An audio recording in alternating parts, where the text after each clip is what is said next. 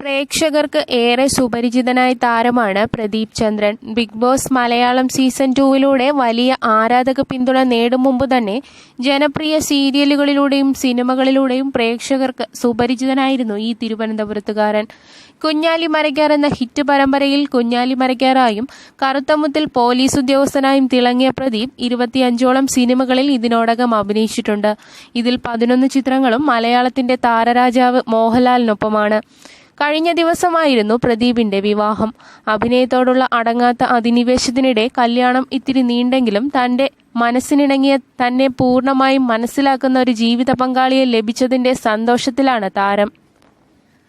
കരുനാഗപ്പള്ളി സ്വദേശിയും ഇൻഫോസിസിൽ ടെക്നോളജി അനലിസ്റ്റുമായ അനുപമ രാമചന്ദ്രനാണ് പ്രദീപിന്റെ ജീവിത പങ്കാളി.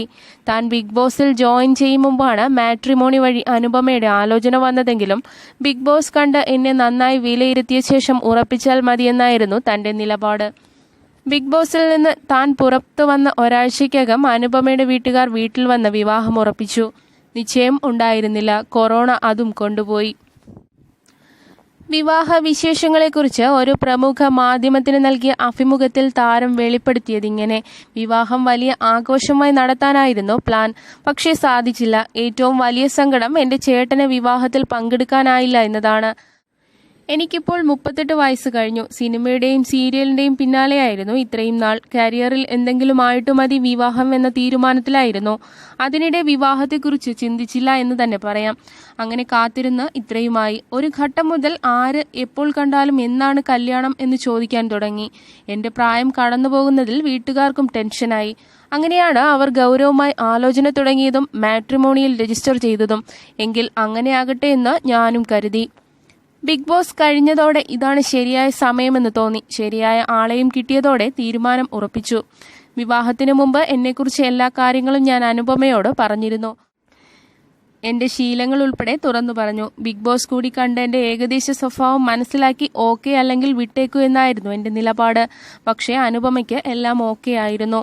തിരുവനന്തപുരത്താണ് ഞാൻ ജനിച്ചു വളർന്നത്. അച്ഛൻ ചന്ദ്രശേഖരൻ നായർ പോലീസിലായിരുന്നു. അമ്മ വത്സല സി നായർ. ഞങ്ങൾ 2 മക്കൾ. ചേട്ടൻ പ്രമോദ് ചന്ദ്രൻ.